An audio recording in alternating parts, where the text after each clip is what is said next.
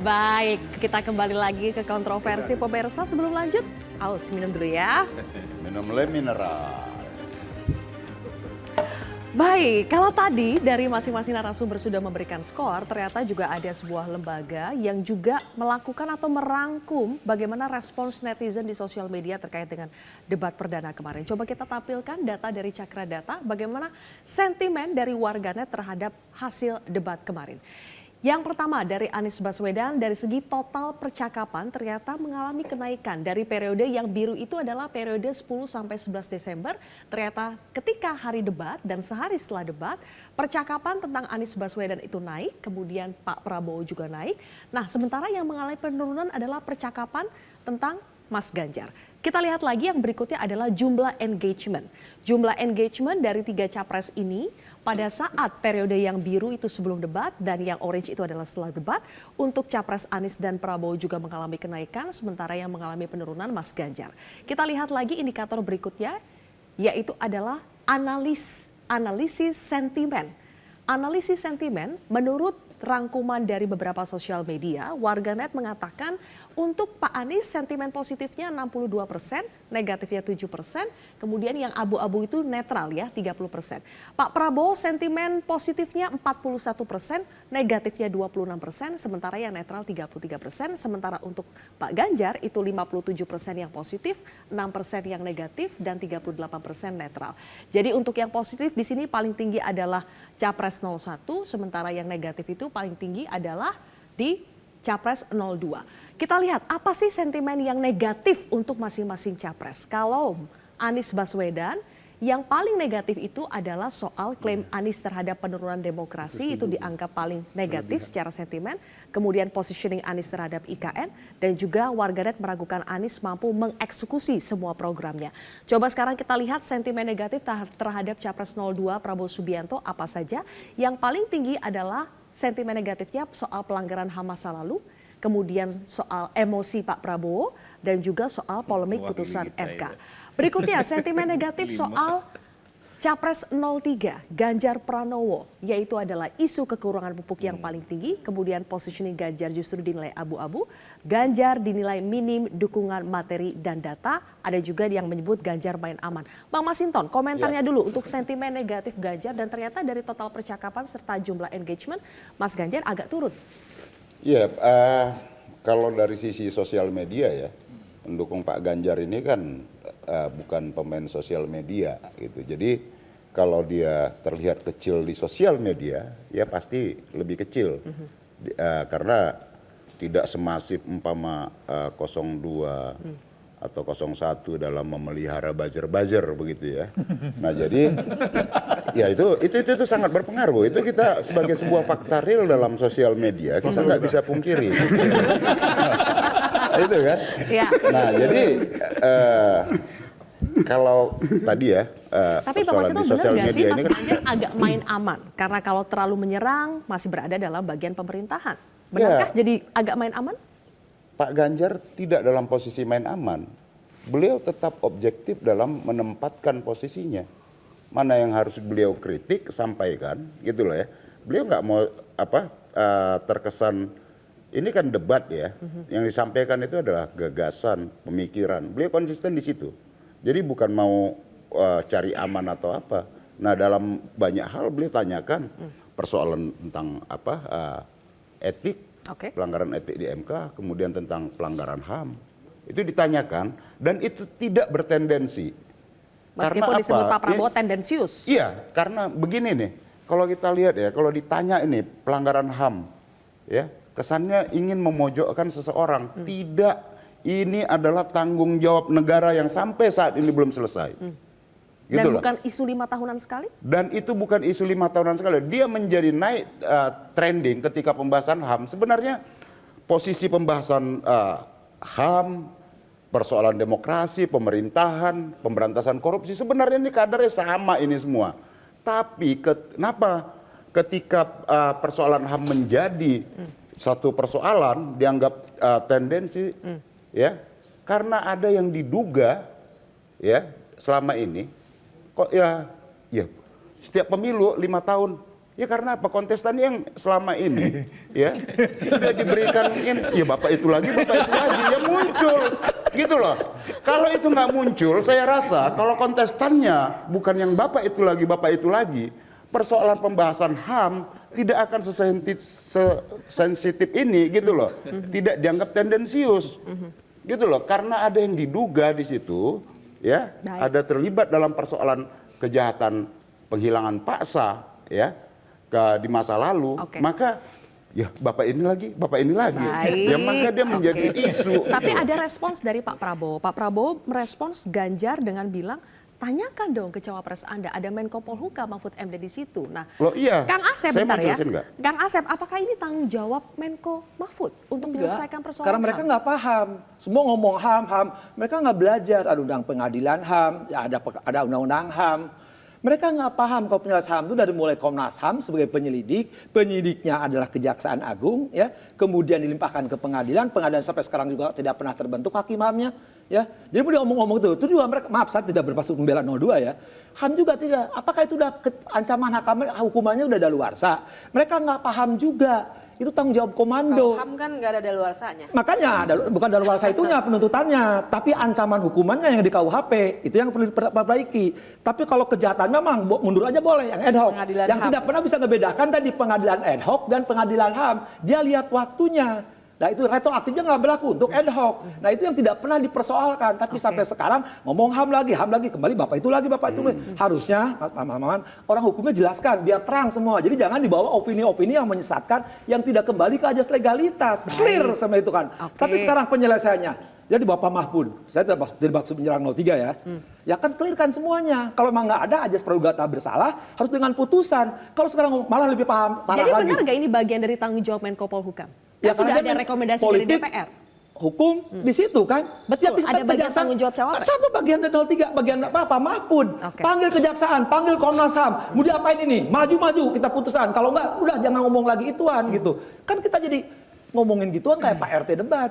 Ya, kemarin itu sudah ada beberapa kasus pelanggaran HAM berat. Tapi bukannya itu sekarang konsentrasinya yang 02 nih. Gitu Pak Prabowo, clearkan dulu. Memang kalau terlibat buktikan, kalau enggak juga nyatakan dia tidak ada. Karena itu tanggung jawab komanda. Kenapa Bang Maman? Itu harusnya saya coba respon ya. Kalau sepengetahuan saya mungkin udah ratusan kali dijawab nih mengenai isu HAM.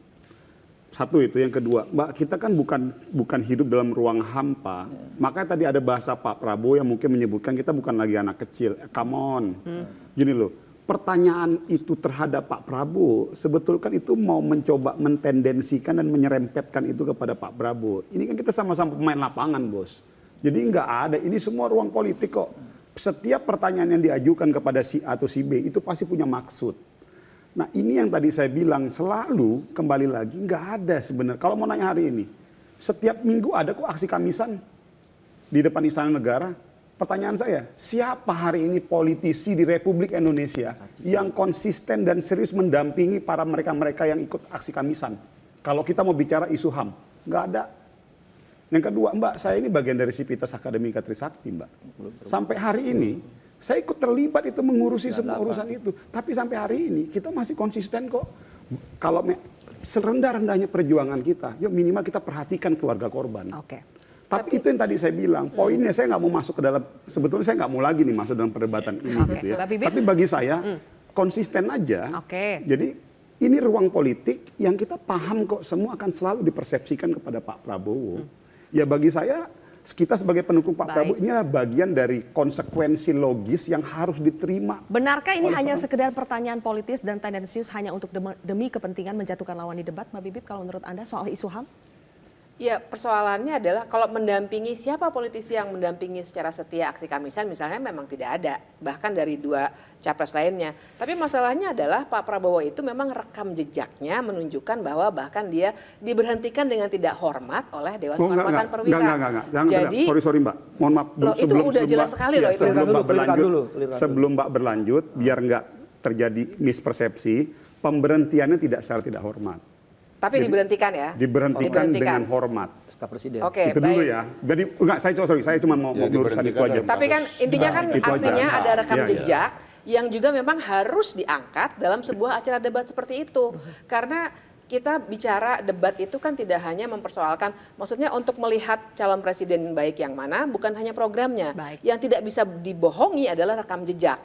Jadi bahwa itu perlu diangkat oleh para capres yang lain, Baik. Itu menurut saya suatu langkah yang bagus untuk para pemilih untuk melihat siapa yang rekam jejaknya dalam konteks hak asasi manusia itu lebih bisa dipertanggungjawabkan. Baik, oke, kita pindah isu ya. Kita Dan pindah isu. kalau saya tambah lagi ya, justru hari ini kita tertantang loh pada saat Pak Prabowo jadi presiden, Jadi akan kita buktikan kayak isu bahwa memang HAM itu proses ya. penegakan HAM itu akan Bahkan nggak masuk terjadi. visi misi loh, Iya. penegakan HAM berat. Nah, saya tunjukkan nih Mbak. Penegakan HAM berat. Nah ini yang tadi saya bilang, please do not talk before baca. Jadi jangan dulu bicara sebelum baca. Visi misi penegakan HAM itu masuk dalam poin nomor 1. Dalam 8. Penyelesaian pelanggaran HAM berat masa Penuntasan. lalu. Penegakan. Saya udah baca soalnya dan udah Mbak, diskusi hari Sabtu yang lalu. susah dong kalau kita mau masukkan, kita bicara in general. Nah itu In maksud saya. general, penegakan HAM itu sudah mencakup. Itu beda soalnya. Mbak, sama Kalau kayak penegakan HAM misalnya- saya juga Jadi bisa kalau bilang misalnya- penegakan Misalnya, HAM. oke ya, saya bilang Mbak secara fisik seperti ini.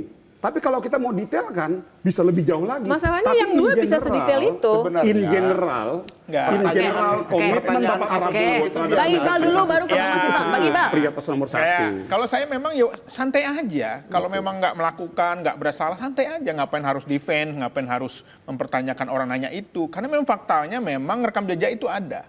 Makanya saya tuh, mohon maaf ya, kemarin di saya lihat 02, terlalu naif lah bicara patriot, siap mati, nggak perlu jabatan. Tapi tiap tahun maju, tiap periode gitu loh. Tapi nggak konsisten menurut saya gitu loh. Semua orang kita di bangsa Indonesia ini siap mati untuk negeri ini kok, bukan hanya satu orang. Dan nggak ada Prabowo, negeri ini baik-baik aja kok, nggak ada perpecahan. Warga bangsa kita ini sudah dewasa. Mana pilkada yang sampai bunuh-bunuhan? Nggak Sudah ada. dewasa cuma sayang, kerjanya malah nyinyir sama sindiran. Pilpres, mana pilpres Sudah yang dewasa sebenarnya- nyindir. pilpres yang membuat orang bentrok? Nggak ada. Kalau saya nggak pindah nanti terjadi kerusuhan. Nggak ada itu. Bang Masinton. Iya, persoalan kayak pertanyaan HAM itu. Ketika ditanyakan ke Pak Anies umpamanya, pasti direspon biasa aja. Ditanyakan ke Pak Ganjar, biasa aja. Tapi ketika ke Bapak itu langsung, wah ini tendensius. Ya itu tadi, karena terkait tentang rekam jejak. Kita nggak bisa mengaburkan itu. Nah maka saya juga menyampaikan ke kawan-kawan aktivis, ya, ya lu bolehlah berposisi politik mendukung siapa. Mau hantu belau sekalipun lu dukung boleh. Tetapi ada fakta sejarah ya yang lu tidak boleh kaburkan itu. Gitu loh. Sebagai sebuah fakta. Masalah dukungan terserah, itu politik yes oke. Gitu loh. Tetapi nah kemudian juga dalam penyampaian kemarin itu saya lihat ya udahlah Mas Anies, Pak Anies, kita kan udah tahu sama tahu. Itu nggak boleh dalam debat. Karena debat ini adalah di hadapan rakyat, bukan di hadapan para kontestan. Itu maka disiarkan publik. Ini Kan contoh kita ya. udah sama-sama tahu, iya. Rakyat perlu tahu gitu loh, apa yang lu tahu. Kan kira-kira Apa gitu. maksudnya tahu sama Apakah tahu? itu menjadi Iya. masalah, Mas Adi? Bagi saya begini sebenarnya Sylvia, debat itu sebenarnya adalah untuk mengulik apa yang sebenarnya menjadi cacat bawaan dari setiap capres. Jadi kalau Pak Prabowo itu selalu dikaitkan dengan HAM masa lalu, mestinya itu dijawab secara komprehensif ya. Tanpa ada denial-denial yang berlebihan. Kan itu yang sebenarnya butuh jawaban-jawaban yang substantif dan tuntas sebenarnya dari publik. Termasuk misalnya Anies. Anies kan disebut satu nih sebagai gubernur kata-kata. Anggaplah yang 80 triliun itu tidak inline dengan polusi yang tidak bisa dikendalikan. Bahkan polisi dikaitkan dengan KTP misalnya. KTP, Itu kan angin. adalah cacat-cacat bawaan kan yang mestinya juga harus clear. Termasuk soal apa betul Anies ada kaitannya dengan Formula E. Bagi saya dalam debat itu nggak muncul karena Pak Prabowo nggak nyerang. Ataupun misalnya tidak ada yang bertanya tentang Ganjar Pranowo, tentang EKTP ataupun kasus Wadas yang selalu itu dialamatkan kepada Ganjar Pranowo. Atau ditanya apa betul masih nonton film yang kayak gituan gitu loh, yang XS. Itu kan menarik bagi saya karena apa?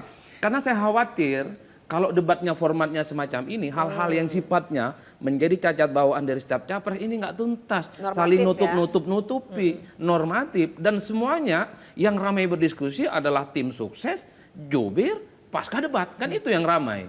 Dan itu tidak terjadi pada Pak Prabowo, tak terjadi pada Anies dan Pak Ganjar. Saya berharap debat kedua, ketiga, keempat, dan kelima Baik. yang hadir adalah para calon kemudian ada host dan moderator dan media. Nggak perlu tuh tepuk tangan ada supporter. Sampai ada biar begini-begini kelihatan. lagi. Oh, Saya nggak sampai di situ.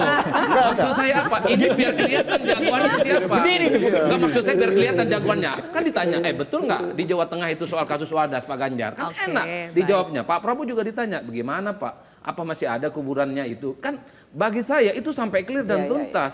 Sehingga publik itu melihat dengan secara seksama pertunjukan-pertunjukan yang klimaks. Termasuk Anies sampai sekarang, sorry itu saya harus diakui, ini nih gubernur karena ayat dan mayat, itu kan luka politik yang nggak hilang dan akan selalu muncul.